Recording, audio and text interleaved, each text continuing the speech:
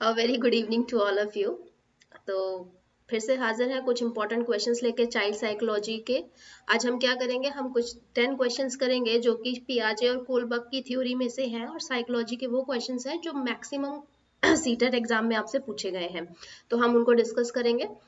आगे बढ़ने से पहले यही दरख्वास्त करूंगी कि चैनल को सब्सक्राइब कर दे, बेल आइकन को प्रेस कर दे ताकि नोटिफिकेशन सबसे पहले आपके पास पहुंचे। तो शुरू करते हैं अपनी वीडियो। तो पहला क्वेश्चन है आपका, in the context of Kohlberg stages of moral reasoning, under which stage would the given typical response of a child fall? Your parent will be proud of you if you are honest, so you should be honest. देखिए, question आपसे simple से एक चीज पूछ रहे हैं कि भैया कोलबर्ग जो है उन्होंने आपको मॉरल डेवलपमेंट की कुछ स्टेजेस दी थी, ठीक है। तो यहाँ पर एक रिस्पॉन्स दिया गया है, वो टिपिकली इन चारों में से किस में परफेक्ट फिट बैठेगा। देखिए यहाँ पर बोला है कि आपके पेरेंट आप पर प्राउड फील करेंगे अगर आप ईमानदार हैं।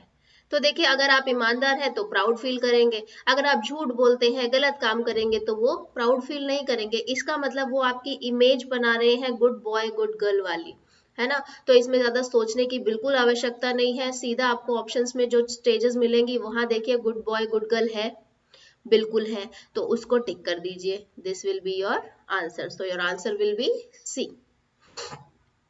Next question, which of the following implications cannot be derived from Piaget's theory of cognitive development? देखिए यहाँ पर आपसे जो क्वेश्चन है पियाजे की थ्योरी से पूछा गया है और उसमें ध्यान रखिएगा आपको जो ढूंढना है वो चीज जो उसमें नहीं है, ठीक है। कैन नॉट बी डिराइव्ड मतलब कि आपको क्या करना है, यहाँ पर कुछ इम्प्लीकेशंस दिए गए हैं जो जिसमें से आपको ये बताना है कि पियाजे की जो कॉग्निटिव डेवलपमेंट की थ्योरी थी उसमें से इनमें से कौन सा लागू नहीं होता, ठीक है। एक्सेप्टेंस ऑफ इंडिविजुअल डिफरेंसेस, जी बिल्कुल होता है। इंडिविजुअल डिफरेंसेस की डायरेक्ट इनडायरेक्ट आप देखेंगे तो हर किसी में उन्होंने एक चीज बोली है, बच्चा अपने आप में क्या है, स्पेशल है। हर बच्चे की अपनी बेसिक नीड्स है, हर बच्चे का अपना एक अलग कॉग्निटिव लेवल है, ठीक है। तो इंडिविजुअल डिफरेंस को बिल्कुल एक्सेप्ट किया गया है। Sensitivity of children's readiness to learn, बिल्कुल उन्होंने जब अपनी स्टेजेस दी थी उन्होंने उस वक्त भी ये बोला था, ऐसा बिल्कुल भी नहीं है कि एक बच्चा एक स्टेज से दूसरी स्टेज में जो है बिल्कुल 2 साल होते ही जंप कर जाएगा या फिर 6 साल कंप्लीट करते ही तीसरी स्टेज पे पहुंच जाएगा, 11 साल कंप्लीट होते ही चौथी स्टेज पे पहुंच जाएगा, जी बिल्कुल नहीं, ठीक है। बच्चा जो है वो ग्रेजुअली सीखता है, सडनली नहीं सीखता। ग्रोथ ग्रेजुअली होती है, सडनली नहीं होती है। तो बिल्कुल उन्होंने रेडीनेस टू लर्न को महत्वता दी है। तो sensitivity of children's readiness to learn will be the point of the theory. Discovery of learning, बिल्कुल बच्चा अपने आप सीखता है, करके सीखता है, खोज के सीखता है। तो discovery of learning is also one of them. Need of verbal teaching, ये देखिए यहाँ पर वर्बल टीचिंग यानी कि आप बच्चे को बोलते हैं, बताते हैं, काम खत्म। वो कहते हैं बच्चे को बोल के बताना ही नहीं है जी, बच्चा तो करके देखेगा। वो तो खुद अपने हाथों से उसको जब तोड़ मरोड़ के चीजों को सॉल्व करेगा ना, सामने कॉन्क्रीट होगा उसके और वो उसको यूज करेगा, उसको देखेगा, तो वो सीखेगा। इसका मतलब your answer will be D. किसको महत्वता नहीं दी गई है? Need of verbal teaching. Next one, as a teacher, you firmly believes in social constructivist theory of Lev Vygotsky. Which of the following methods would you prefer for assessing your students? देखिए, आप जो है बिल्कुल formally यानी कि आप जो है ना पूरी निष्ठा से वाइगोट्स्की जी के भक्त हैं, ये मान के चलिए, ठीक है।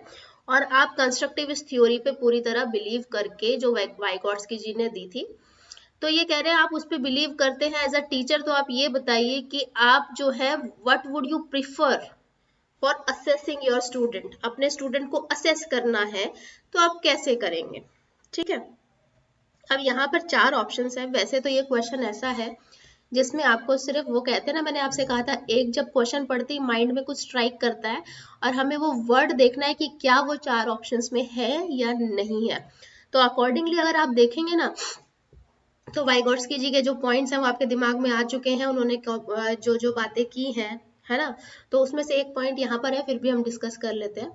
Collaborative projects, fact based recall questions, standardised test objective multiple type choice questions. देखिए भैया, जब मल्टीपल टाइप चॉइस क्वेश्चन हो गए, ऑब्जेक्टिव क्वेश्चन हो गए, स्टैंडर्डाइज टेस्ट हो गए, तो उनको कैंसिल कर दीजिए, क्योंकि कंस्ट्रक्टिविस्ट थ्योरी जो है बने बनाए फॉर्मेट के टेस्ट देना, एक पर्टिकुलर चिपका के फॉर्मेट के क्वेश्चंस दे देना और इनको सॉल्व करके जो बच्चा देगा मैं उसको असेस कर लेता हूँ कि उसने क्या सीखा क्या नहीं सीखा, नहीं है। ठीक है, बचे दो fact based.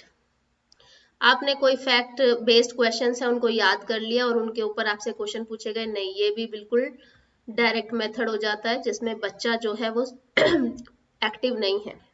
Most important collaborative projects. देखिए, आप जब भी वाइगॉट्स्की की थ्योरी पढ़ते हैं तो वो सोशल कहीं ना कहीं वो बात करते हैं कि भैया बच्चा सोसाइटी के साथ सीखता है, ग्रुप में रहकर सीखता है, ग्रुप लर्निंग में, पीयर लर्निंग में ज्यादा सीखता है। तो कोलैबोरेटिव जब आप एक दूसरे की मदद से सीख रहे हैं, सहयोग से सीख रहे हैं, टीचर को उन्होंने हमेशा फ्रेंड, फिलोसफर और एक फैसिलिटेटर कहा है कि जहां बच्चा अटकता है, जहां बच्चे को प्रॉब्लम होती है, टीचर का काम वहां शुरू होता है, वो वहां उसे हेल्प करेंगे और वहां से बच्चा फिर आगे और सोचने की कोशिश करेगा और प्रयास करेगा। तो आंसर क्या होगा? Collaborative project. So your answer will be A.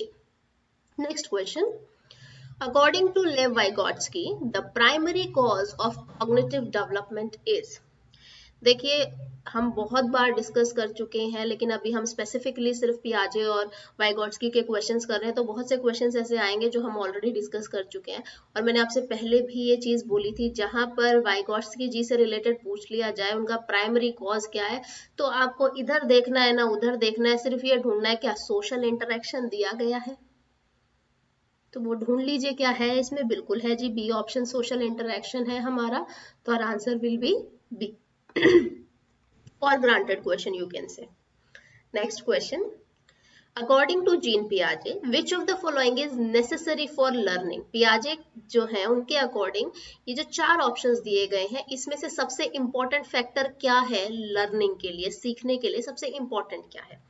Active exploration of the environment by the learner, observing the behaviour of the adults, belief in immanent justice, reinforcement by teachers and parents. देखिए, बहुत बार हम discuss कर चुके हैं, I think अभी तक हमने जितनी वीडियोस बनाई है उसमें एक कॉन्सेप्ट जो रेगुलरिटी से चल रहा है ना, that is active exploration and environment.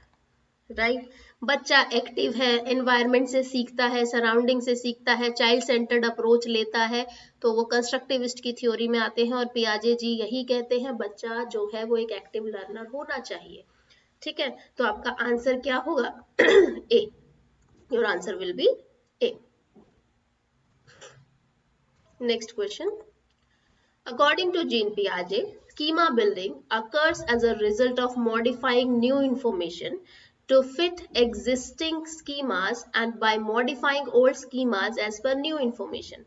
These two processes are known as। देखिए, पहले क्वेश्चन को समझिए। कई बार क्या होता है, जब आप एग्जाम में बैठे होते हैं, इतना बड़ा क्वेश्चन देख के आप तो आधे तो रुक जाते हैं पढ़ते पढ़ते, आधे इतनी जल्दबाजी में पढ़ते हैं कि कुछ समझ नहीं आता, ऊपर से चला जाता है और क्वेश्चन को स्किप कर देते हैं। और कई लोग जो है वो पढ़ते हैं और उसको शांति से समझते हैं। तो वो बनिए, पढ़ना है, बिल्कुल शांति से समझना है। क्वेश्चन सिर्फ आपसे 2 चीजें मांग रहा है। वो कह रहा है कि भैया जब स्कीमा बिल्डिंग की बात आती है ना, बच्चे के पास कुछ इंफॉर्मेशन है, एग्जिस्टिंग स्कीमाज ऑलरेडी हैं, और वो जो ओल्ड स्कीमाज, जो ओल्ड इंफॉर्मेशन है, वो उसको मॉडिफाई करते हैं न्यू इंफॉर्मेशन में बाय यूजिंग ओल्ड स्कीमाज। ठीक है, देखिए, modify new information to fit existing schemas and by modifying old schemas as per new information. इसका मतलब न्यू इंफॉर्मेशन को मॉडिफाई किया जा रहा है ताकि वो क्या करे, जो एग्जिस्टिंग इंफॉर्मेशन हमारे पास है, जो एग्जिस्टिंग स्कीमास हम बना चुके हैं, वो उसमें फिट हो जाए। ठीक है, और हम मॉडिफाई कर सके ओल्ड स्कीमास को, जो हमें नई इंफॉर्मेशन मिली है उसके बेसिस पे। आपको याद होगा एक वीडियो में मैंने आपके साथ एक एग्जाम्पल डिस्कस किया था, जिस एग्जाम्पल में हमने ये डिस्कस किया था कि भाई मैंने जब एक बच्चा छोटा था तो उसे ये बोला ये डॉग है, उसने मान लिया 4 पैरों वाला डॉग है, लेकिन कुछ समय बाद जब उसने हॉर्स देखा, उसने उसको डॉग बोला, तो हमने उसकी जो इंफॉर्मेशन थी उसको मॉडिफाई किया और उसको ये बताया कि हर 4 पैर वाला जानवर डॉग नहीं होता और ये एक हॉर्स है। कैरेक्टरिस्टिक्स अलग हो सकती है।